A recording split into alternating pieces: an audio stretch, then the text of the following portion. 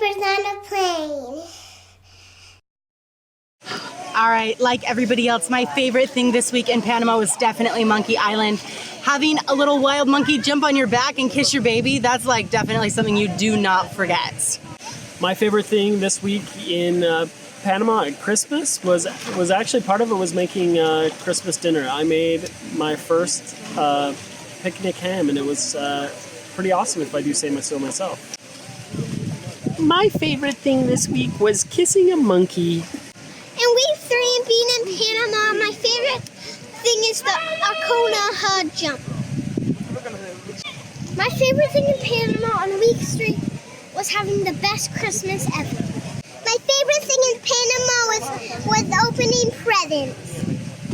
Hello and welcome to week number 3 in Panama. This is episode number 27 of the Diapers on a Plane travel lovely itinerary deluxe. All right, this week we're going to talk about Christmas week. What is it like celebrating Christmas at the beach, Christmas in Panama? Let's get to it. Yeah, pretty big week. This is the whole reason that we came to Panama, was to spend Christmas here. So we've always had a cold Christmas. We've celebrated in Iceland and Norway and Utah and Oregon. And we were going to celebrate again in Germany this year. It was another cold winter destination. And then we, like halfway through the year, we were like, wonder what Christmas is like at the beach. So we thought we'd go to New Zealand. And then this opportunity came up to go to Panama. And obviously Panama's closer. So a shorter flight with a little 1-year-old sounded like a much better idea. So yeah, and the thing is, the reason why we spend Christmas, why do we spend Christmas somewhere other than at home? What do you think? Well, I think it's because I teach full time during the year, and summer break and like winter break are kind of my breaks that we have, and so I think when we have free time, we look for every opportunity to be gone. Well, I think also we're trying to teach our children that Christmas isn't about presents or even necessarily traditions, though we do love traditions, but it's about giving. It's about feeling the spirit of giving and finding reasons to be thankful. And should we spoil it? How did we feel about being away from home this year? So are you ready to learn what it was like to spend Christmas in Panama? Let's kick it off then. So yeah, before Christmas though, we celebrated a pretty important day. I'm trying to remember what that was. Oh yeah, it was your birthday. So Catherine's birthday. So Catherine's birthday is 2 days before Christmas. How's it felt? Or Christmas Adam, that day, that name's been thrown around a lot this year. Oh, Christmas Adam, Christmas Eve. So her birthday's on Christmas Adam. December 23rd. Yep. So how did we spend your birthday? So this year we went to the Panama Canal. That's a pretty epic birthday celebration, if I say so. I didn't know, I knew we were going to go to the Panama Canal here, but I did not know it was going to be on my birthday. So it was pretty fun. I got to sleep in this morning, which was glorious, or that morning, it was glorious. And then everybody decorated the house, and that was super fun with balloons and decorations. And Feliz Fiesta, Feliz, science. Yep. And the kids really wanted Catherine to have crepes for breakfast. So we had crepes. Normally at home we have them with strawberries and lemon zest and juice, and then whipped cream. But couldn't find any strawberries here that were in season or that weren't extremely expensive. So we had bananas and peanut butter and whipped cream instead, and it was great. It was just a little taste of home. It was so fun. And then I got to take a nap. It was a very restful day. And then when we got up, we got to go out to the Miraflores locks, which is the entire Panama Canal stretches from ocean to ocean, but we went to the section where the locks are, where they transfer at the Pacific end. No, the Pacific end of the ocean. Yeah. And so if you want to visit the canal locks, it's not too far from Panama City. It's just about a 10-minute drive. Pretty easy to get to. Yeah. Once you're there, you can buy a combo ticket. So they have an IMAX theater and then an observation deck that you can go watch the boats. And then they have a little museum. So you really need about 3 hours. You need an hour for the movie, an hour for the museum, and then at least an hour to observe at the locks. We had 3 hours, but with the timing of the movie and getting there and potty breaks and navigating it all, we did not quite have enough time. So you really want to plan a half day. So we skipped the museum part and we went to the movie so we could kind of know what we were seeing before we saw it. And then we went out to the locks and we were out there for over an hour and it wasn't enough time. Like it was so mesmerizing. We got to see 4 ships pass through. They had 2 in one of the locks going towards the Atlantic. They had 1 in the locks going towards the Pacific, and then they had 1 on the upper berth in the new expanded section. And you can't necessarily see everything, but you can see enough of the ship moving and going up and down. And yeah, so we spent a long time watching them raise and lower the ships through the locks. It's really, really neat. And watching the movie was super informative. Yeah, you definitely want to watch the movie. It's definitely worth the cost. And it's very, super interesting. I wish I could give more feedback on the museum, but we opted to spend more time actually watching the ships. Yeah. So we'll have to study more on the Panama Canal. They recommended to us to go to the museum first, and we were just looking at the clock and thinking we did not want to miss the view deck. So we did that first. I'm so glad we did because we would have missed it. We would have completely missed it. So that was awesome. Yeah, that was way fun. And then we just got a cake from a local bakery. From the Pandoria Cicerin. And it was, a bakery. It's hard to find a chocolate cake, but we found one. And then we went out to eat at this Venezuelan restaurant that was so good. They have the most amazing empanadas. Do you remember what it was called?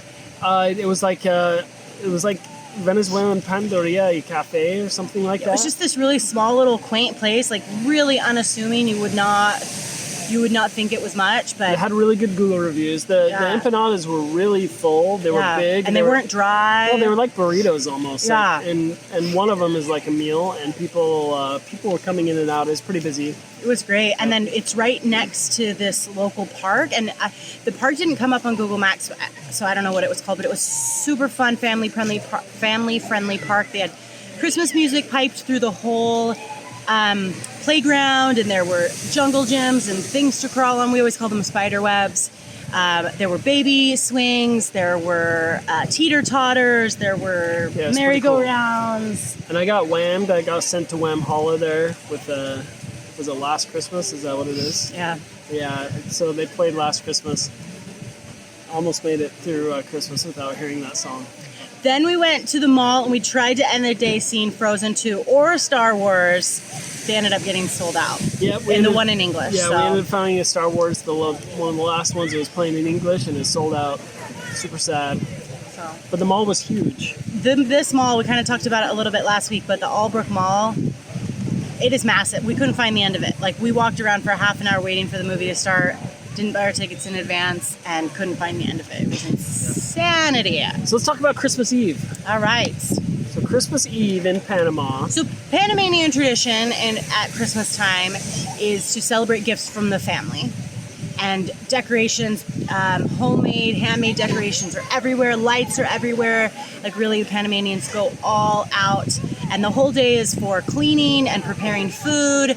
And then the feasting happens once really the 12 o'clock hour hits. And we were warned comes. by everybody not to go driving around because things will get crazy on Christmas Eve, but we needed a few odds and ends, so we ran to the grocery store. But it was early. That morning, everything is still open. We needed some fruitcake, some Christmas bread, and a few things for Christmas dinner that we wanted to prepare. We're trying to prepare as Panamanian as possible Christmas dinner. But when we came back, we went swimming with the kids. And then we noticed all of our neighbors were bringing out their tables, their canopies. They're setting up TVs in their driveways. In the streets, yeah. So prepping for a long night of fiestas. It was pretty awesome. And yes, it went all night. There were fireworks everywhere. If you couldn't see the fireworks, you could hear them. They were setting off flare guns. Like, it was really interesting. And it was so loud. And the dogs were wailing. And, I mean, it went on for forever. I ended up sleeping in the front room just because it was quieter than our room. The air conditioner was louder in there, and it drowned out most of the noise, and I was able to sleep. And at about 5 o'clock, I couldn't hear anything else, so I was going to move back to the bedroom. And nope, as soon as I went in the bedroom, it was just it was crazy. So hot. It was crazy. So we went out a few times to watch the fireworks. From our neighborhood, we saw quite a bit, and then it was you could see the light like shining up the sky. So that was a full night of epic fireworks. Okay, so then there was Christmas Day. How was Christmas Day? So it's a little different. it's different not being away from home. Like, I really felt the Christmas spirit in Norway, We missed the snow. but really, like, without it being cold, and Yeah. and I know, and it's really struck me, like, this year how there are like half the world celebrates like a warm Christmas, but we didn't grow up that way. Yep. And so it just did not feel right. It did not feel like, So it's almost like back home, like the snow brings in the Christmas spirit. yeah.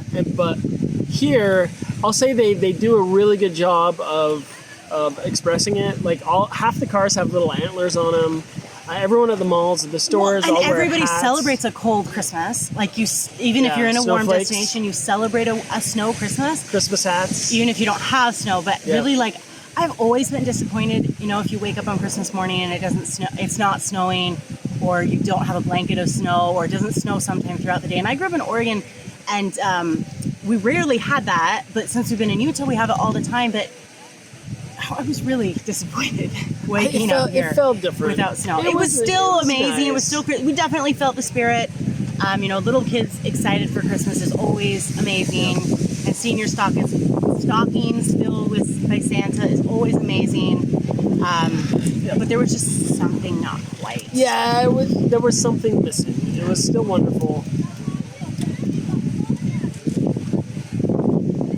Got a little munchkin behind us. So I was going to give you a quick trip on preparing for Christmas with kids, but little pictures have big ears as they collect a banana. Go grab your banana. Don't eat it in the water, though. Okay, so quick tip for preparing for Christmas when you're traveling. A quick tip for traveling and around Christmas time with your kids and Santa Claus is it's very difficult for Santa Claus to fit in your suitcase. He's a big guy with a big bag of toys. And so how did we solve that problem this year? So Panama actually celebrates Christmas and Epiphany. There's lots of countries that do it. Italy does it. A lot of Central American Spanish countries do it.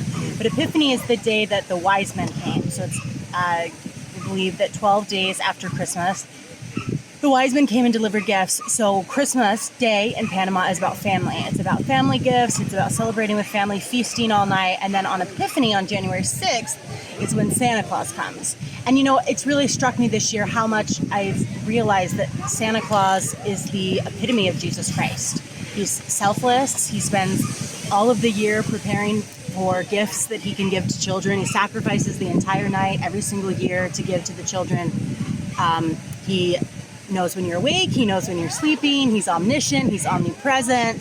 So it's really fitting that he gives on the wise men, because he's emulating Christ, and he's giving on Epiphany. So that's what we're doing this year. We'll let you know how it goes. We do have some little red flags coming up, like the kids are still trying to write Santa Claus letters, asking for more things, so it almost feels like two Christmases, which is, I think it's kind of losing the spirit a little bit. Yeah. But we'll see how it goes, but the idea was that we just gave family gifts on Christmas Day, and then Santa Claus is going to stop by our home, I guess it'd be the night of the 5th. Yeah. So that'd be Epiphany Eve. I didn't even really understand what Epiphany was until we came here, so it was a pretty good learning experience.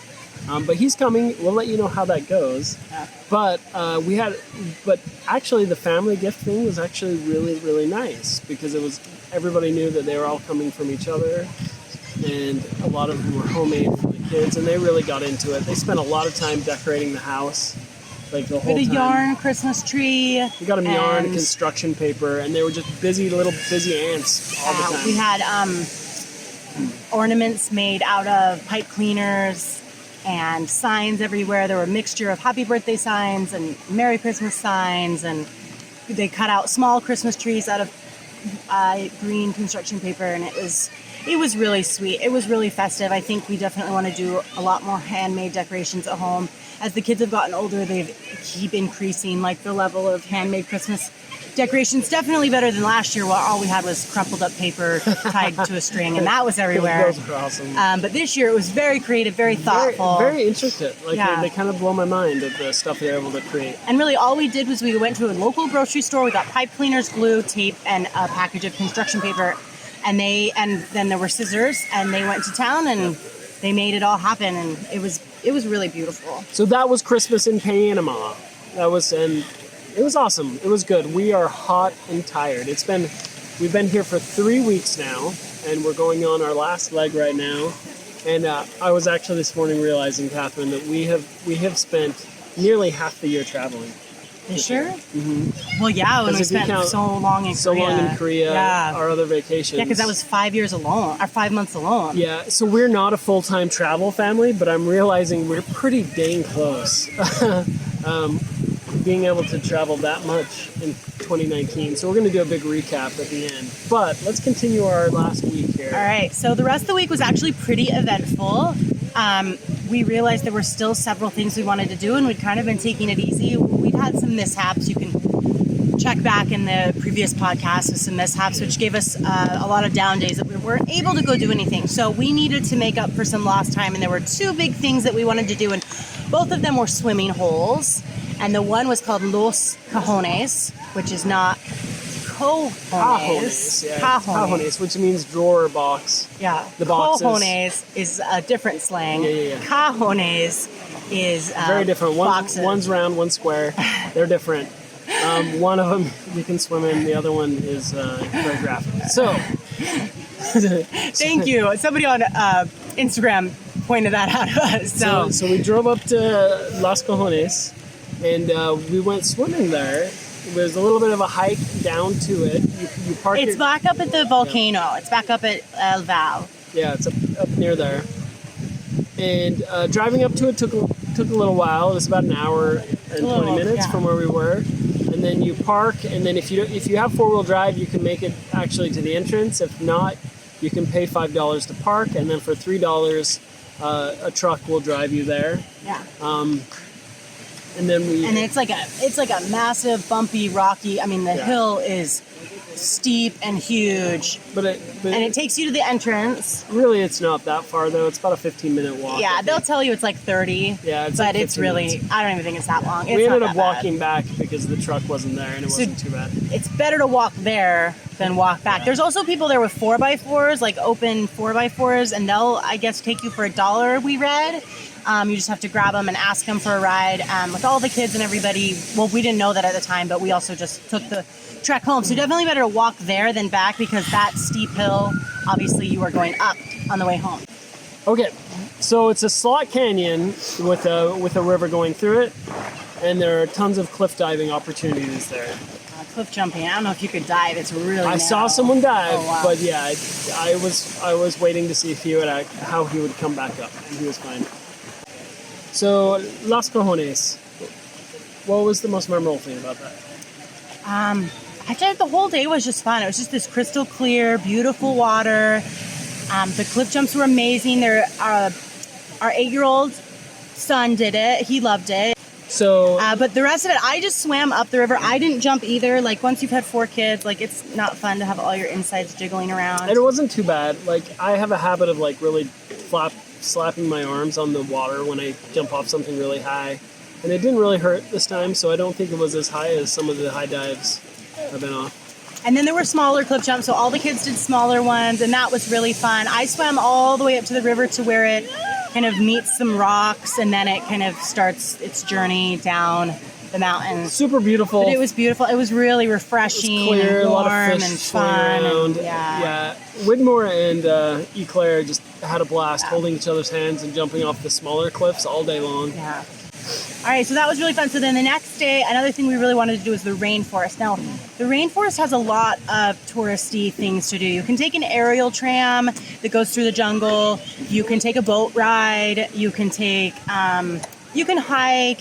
There's just all sorts of things to do, and everything we looked up to do. You can take a jungle trek. There's a sloth sanctuary. Super expensive. Just really, like, everything was like $25 a person, times 6. Well, the baby wouldn't have counted, but times 5, and then over and over and over. So we drove up there and actually checked it out. We saw the tram. We drove around that area. We could see it. It looked okay. It looked kind of fun, but like I said, it's super expensive, and that was probably one of the most touristy places we've ever been to. And we were kind of we were almost tempted to do it, and then they didn't make it easy. You had to buy tickets at the hotel, and then they had to take you down in a little safari truck thing.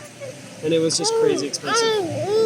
So we opted not to do that, started driving back, and we found this marina, and I'd read a little bit about just hiring a boat out there, and I thought maybe we could do that, but I didn't know if we were in the right place. What I'd read was really nondescript. So we just went down to the... Okay, so we checked out the tourist trap stuff, and then on our way back, we found a marina and drove down there. We got out and were immediately approached by a man who wanted to sell us a boat ride. And we took it. Well, we'd read a lot about how much a boat ride would cost, and it's about $80 to $125 per adult, depending on who you go with. Yeah. And then the kids are about half price. Yep. So we had wanted to do this. I really wanted to go out on the Panama Canal. Like, I wanted to be able to say, like, I was on the path. That just is really cool to me. Like, this is one of the wonders of the world. They tamed this river. It's been one of Catherine's checklists for sure. So I really wanted to do it. So when he approached us, he was a little tipsy. I wasn't quite sure what to expect, but it's not. It's a different culture. So we said okay. It was a private boat, and then it ended up being driven by someone else. Yeah, he was kind of like he was the go-between. So we paid him at the end. Yeah. But there was one. So he took us out on the Charga River. The Chargers River, which is the one that they show you in the IMAX movie that was just like a raging river. It was like they had to tame it. Yep.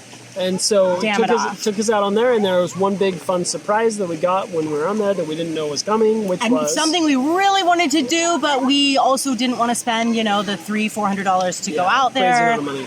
But something I was dying to do, but we kind of decided that it wasn't worth it. Not that it wasn't worth it. Why did we decide we didn't want to do it? Because it was like $500 to rent a boat to take you out there. But we got to go see Monkey Island. The Monkey Island, and it was a really nice surprise. There was this little monkey. The monkeys will come down, hop on your boat, and take food out of your hand. It was so fun. There was a boat next to us. This little monkey jumped down, grabbed a Coke can, carried it back up in the trees, and then just drank the Coca-Cola. Drank it like a human, just drank it out of the can. It was like dribbling down his chin. He loved it. The boat... He knew exactly what it was. Oh, yeah. The boat operator was trying to give him a sandwich to get the Coke can back, and the monkey... He wanted the bread eventually, but he was going to finish that Coke. Like, he wasn't giving it up till it was all gone. It was pretty hilarious. The little monkey actually jumped on Catherine's shoulders. We got some amazing photos. Yeah, so he grabbed an apple out of Widmore's hand, and he did that first. Then he got the Coke. Then he took the bread. And then the boat kind of drifted away. So the boat, shimmies in next to the island and kind of hides in this little cove. And then... and the boat had kind of been sailing out. So I don't think the monkey could get back to the island. It was on the other person's boat. I think he was upset. Yeah, and then he jumped onto our boat, and he jumped just right onto I was not expecting it. Just jumped straight onto my back. And I was holding the baby, and he came over. He crawled along my back. Then he came around the front. He gave Miss Molasses kisses on her face and kisses on her arm. And then the boat operator took the boat back up to the island, and he jumped off and said goodbye. And then we met some little monkeys, but we'll show some pictures and videos. Definitely. The little monkeys were so cute. The operator gave our kids bananas, and just Widmore and Claire chose to do it, but they just mushed up the banana in their hand, and the monkey just came straight over and just ate it, literally just ate it right out of their hands. Probably the highlight of our trip. It was amazing. It was so fun. It was amazing. Like, really. So our number one tip is just go to the dock, just go to the marina. Somebody will approach you and just do that boat ride. We ended up only paying $90. We did give our boat operator a tip because on the way back, so you're in the canal, like we said, you are navigating it with these massive shipping vessels, with these cruise boats. We saw a Holland America cruise boat with all the other boats. I mean, you are in the canal. You see the tugboat that brings the canal captain out to the big massive ships because only that captain can navigate it through the locks. And we got pictures, and our operator took pictures of us. It was just a really, really, really, really remarkable, incredible experience. Super duper fun. It was awesome. So was that the last thing from this week? So yeah, that was it. Okay, so that covers our week. So and then we went to that amazing chicken place. After that we went to this Google's been pretty nice about finding reviews for places here. There's a really good pork and chicken and sausage grill. The reviews said it was the best seasoned chicken in the entire world, and we have to say, like, that was 100% It's accurate. pretty awesome. They put some chimichurri on it. We'll post some pictures. So that is our week. That is week number 3. Before we finish up, I do want to actually go back to week 1 for just 1 second and talk about the taqueria. Oh my gosh! Okay, so miss that every food time. in Panama. We've had pretty good luck with food in Panama. We have not eaten out a ton. It's actually really hard to find restaurants here, especially locally. Like, it's hard to tell if they're restaurants. It's hard to tell if they're open. Yeah, I found out from the missionaries that anything that says fonda on it is kind of like where they dish up the food for you, and you can get really cheap meals there, and they're supposed to be really good. But we haven't really hit those, so we've been kind of nervous about a lot of things, but then we relied on like Google reviews. So I think it's just really, for me, it's just really hard to tell if they're open or not. yeah. So So the taqueria. So we've been to this chicken place. We've been to the Venezuelan place. And then we went to this taqueria. yeah, so there's this Mexican taqueria, authentic al pastor tacos, and it was probably some of the best Mexican food I have ever eaten. Yeah, it was in Panama City. It was so stinking good. Warning, very expensive though. Yeah, I feel like we got that. We got enough to feed us Yeah. and to fill our tummies, but I would have loved more. And after the bill, it's like... So the portions aren't gigantic, but they're some of the most delicious things I've ever eaten. It's probably a great little romantic meal for two if Oh, you yeah, want to yeah. splurge a little bit. Yeah. But it was unbelievable, and our daughter's been begging to go back. Begging, so we may go back, but maybe we'll, I don't know, eat some bananas, I guess, before we go. Not be that we were starving. Why were we so hungry that day? We've been out all day. Yeah, I can't remember, but it was great. Like, But if you can go to the... Yeah, but We'll put the links I in didn't the- want to not mention that again, so we can post some images and give them a shout out because they were so awesome. So good. Put a link down there if you're heading to Panama and you want to know where to eat. We'll put a link to all the restaurants down below, but it was a great one. So that sums it up. We're at the pool right now, and it's time to go swing. All right. Well, thanks for tuning in this week. Next week, we actually are heading home. So we'll just talk about the last few final things we did, and then we'll just kind of do a breakdown of what our entire experience was in Panama and what we thought of it, and what we would recommend for people coming to visit, and how long do you really need to have a great family vacation in Panama. So we'll see you then. Thanks for watching. Please subscribe and leave us a comment. Let us know if you have any questions. Bye-bye.